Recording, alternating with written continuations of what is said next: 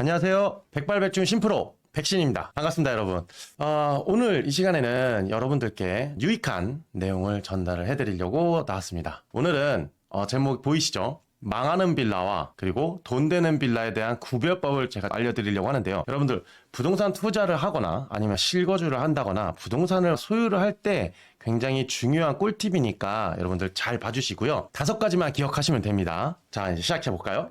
일단 목차를 한번 보시면 첫 번째 건축물 대장을 확인을 해야 되고요. 두 번째는 연식이 오래된 빌라, 세 번째는 권리관계 확인, 네 번째는 시세 확인이 필수이고요. 다섯 번째는 부동산은 입지다라는 거를 기억하시면 돼요. 첫 번째 건축물 대장을 확인하는데요. 건축물 대장은 인터넷으로도 충분히 확인이 가능합니다. 아래 보시는 지금 앞에 보시는 건축물 대장 보시면 깨끗하죠. 건축물에 대한 내용만 이렇게 나와 있어요. 이런 건축물은 정말 깨끗하니까 보셔도 되는 거예요. 자, 그런데 만약에 건축물 대장에 이렇게 위반 건축물이라고 떠 있으면 굉장히 조심하셔야 됩니다. 왜냐? 위반 건축물이라는 건 분명히 준공 당시에 도면대로 지어야 되는데도 불구하고 다른 걸 변형을 한 거예요. 그러면 주택과나 건축가에서는 이거 위반을 했어 해서 위반 건축물이라는 표시를 건축물 대장에다가 표시를 하게 됩니다. 어떤 것들이 있을까요? 여러분들 길을 이렇게 가다가 보시면 저 건물은 색깔이 조금 이상하네. 저기 뭔가 조금 더 툭 튀어나온 게 있네. 저기는 베란다 같은데 저기는 왜 저렇게 생겼을까? 해서 뭔가 확장한 듯한 느낌의 구조물들을 보셨을 거예요. 그런 것들이 대부분이 불법 증축을 한다거나 그 공간을 원래는 사용을 할 수 없는데 사용을 할 수 있게끔 퍼놓은 거예요. 그게 바로 위반 건축물이라는 거죠. 불법 확장인 거예요. 그런데 2006년에 아파트와 다세대 주택은 발코니 확장이 합법화가 돼 있었어요. 그래서 이런 확장한 물건들은 건축물 대장상에도 확장한 거라고 표시가 되고요. 그리고 위반 건축물도 아닙니다. 이런 물건들은 거래할 때도 아무런 문제가 되진 않아요. 다만 불법 건축물로 등재된 빌라나 연립 같은 경우에는 거래할 때 문제가 발생이 됩니다. 구청에서 그거 없애요, 그거 철거하세요, 원상복구 하셔야 돼요 했는데 행정명령이 떨어졌는데도 불구하고 어떠한 조치도 안 하셨다. 그러면 이행강제금이 평생토록 부과가 됩니다. 허가되지 않은 부분을 무단으로 증축하고 용도를 변경해서 사였을 경우에 나오는 벌금이라는 거죠. 여러분들 이런 거는 굉장히 조심하셔야 돼요. 두 번째로 연식이 오래된 빌라입니다. 우리가 부동산에서 흔히 얘기하는 1세대 빌라를 얘기하는데요. 주변에 골목이라던가 아니면 때로는 대로변에도 있을 수 있어요. 보시면 빨간색 벽돌로 지어진 조적 건물들이 보이셨을 거예요. 이런 건물들 같은 경우는 1세대 빌라로서 벽돌로만 지어진 거예요. 요즘은 철근 콘크리트 구조로 짓기 때문에 굉장히 튼튼하지만 벽돌 구조로 되어 있기 때문에 구조상 약간 취약한 부분들도 있고요. 특히나 이렇게 살짝만 부딪혀도 이게 벽돌과 벽돌 사이에 시멘트를 발라서 그냥 층층이 쌓아 올린 거기 때문에 굉장히 충격에도 취약합니다. 그래서 차가 가거나 아니면 오토바이 가거나 아니면 뭐 요즘에는 이제 뭐 택배 차량이라던가 좀 육중한 차량들이 있잖아요. 큰 차량들. 차량이 가다가 툭 부딪혀도 이렇게 부서질 수 있어요. 담장이 저렇게 부서지고 이러면 실제 거주하시는 분들은 굉장히 위압감을 느끼겠죠. 건물 무너지는 거 아니야? 이러다가 건물이 다 붕괴되는 거 아니야? 이렇게 생각할 수가 있다는 거예요. 그래서 안전상의 문제로 이런 조적 건물들 같은 경우에는 취약하다. 그래서 연식이 오래된 빌라들 첫 번째 조적 건물들은 피하시는 게 좋다라고 말씀을 드리고요.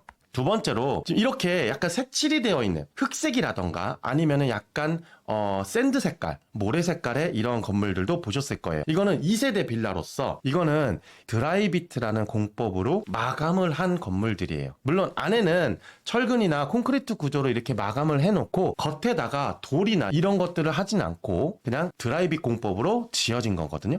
근데 이 드라이비트는 시공 단가는 저렴해요. 하지만 뭐에 취약하냐? 이것도 역시 조적 건물들처럼 충격이라던가 피나 불에 취약해요. 그래서 여러분들 기억하시나요? 한 5년 전인가? 그때 이 정부에서 한 상가가 불탔죠. 밑에서부터 불이 시작이 돼가지고 전체가 전손된 건물이 있었는데 그 건물이 드라이빗 공법으로 지어진 거예요.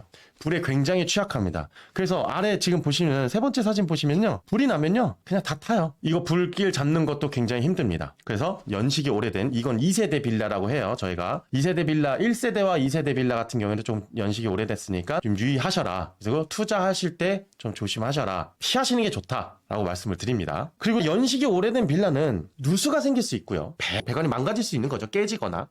그리고 잦은 고장이 일어납니다. 뭐 보일러라던가 여러 가지 측면에서 굉장히 고장이 많이 일어날 수 있고요. 그리고 해충에 굉장히 취약합니다. 아무래도 오래됐으니까. 자, 이런 것들이 다 어떤 것 때문에 그래요? 노후화가 상당히 진행이 됐으니까 이런 문제들이 많이 발생하는 거예요. 이러면 어떤 문제가 발생될까요? 물론 1세대와 2세대, 연식이 오래된 것들은 지금 나오는 신축이라던가 아니면 몇 년 안 된 것들, 신축급에 속하는 것들, 이런 물건들하고 가격 차이는 많이 벌어질 수는 있어요. 조금 저렴할 수 있겠죠. 투자금이나 이런 것들도. 하지만 그에 반해서 신축을 선호하는 임차인들이 많다 보니 신축이나 신축급들, 깨끗한 것들은 사실상 상대적으로 임대가는 높아질 수밖에 없어요. 하지만 연식이 오래된 것들은 임대가가 낮아질 수밖에 없는 거겠죠. 그러면 투자금은 상대적으로 벌어지게 됩니다. 내가 투입한 투자금이 더 많이 들어갔는데 이렇게 누수라던가 배관이라던가 잦은 고장으로 인해서 노후화로 인한 수리비가 많이 들어간다고 하면 투자금이 훨씬 더 많이 들어가겠죠. 우리가 투자할 때 뭐예요? 적은 비용을 들여서 큰 효율을 가져가는 거잖아요. 그러니까 연식이 오래된 빌라 같은 경우에는 투자금도 많이 들어가고 그 다음에 유지관리에 대한 비용도 많이 들어가다 보니 사실상 투자하실 때 굉장히 유의하셔야 됩니다. 세 번째, 권리관계 확인인데요. 이게 좀 복잡해요. 지금 옆에 왼쪽 화면에 보시면 저당권, 근저당권, 압류, 가압류, 담보 가등기, 경매 개시 결정 기입 등기 등 여러 가지 말소 기준 권리들이 있어요. 근데 이것만 기억하세요. 다 기억하진 마시고요. 세입자가 전입일 말소 기준 권리보다 빨라야지 대항력이 발생이 된다. 이것만 기억하시면 돼요. 나머지는 뭐 채권담보의 목적, 경매 실행 시 순위 관계없이 매각으로 모두 소멸돼 이런 것들이 굉장히 많아요. 근데 머리 아파요. 왜냐? 이런 권리관계를 확인할 수 있는 가장 좋은 건 등기부 등본을 확인하는 거예요. 지금 보시는 뭐 소유권 가등기, 담보 가등기, 뭐 대항력, 우선 변제권 이런 것들은 대부분이 등기부 등본상에 을구라든 칸에 거의 소상하게 표시가 됩니다. 그러면 우리는 어떻게 해야 될까요? 아무리 마음에 들어도 이거는 우리가 어떻게 할 수가 없어요. 해결을 하려면 법률적으로 이거를 해결을 봐야 된단 말이죠. 우리 스스로 이거를 해줄 수 있는 능력은 안 돼요. 그럼 어떻게 해야 될까요? 저는 간단하게 말씀드릴게요. 복잡한 권리관계가 있다. 한두 가지라도. 그러면 과감하게 치우셔라. 내 머릿속에 담아두지 마세요. 그게 정답입니다. 괜히 이런 것 때문에 스트레스 받으면 다른 물건 찾는 시간이 훨씬 더 빨라요. 괜히 스트레스 받지 마시고 권리관계 복잡한 거는 기피하셔라. 자, 그리고 네 번째는 시세 확인입니다. 반드시 필요한 거예요. 특히나 우리가 지금 시세를 확인할 때 어떻게 확인하나요? 우리가 흔히 인터넷으로 많이 확인하잖아요. 뭐 최근 실거래가라던가 이런 거 네이버라던가 뭐 아실이라던가 여러 가지 사이트를 통해서 실거래가를 확인할 수 있어요.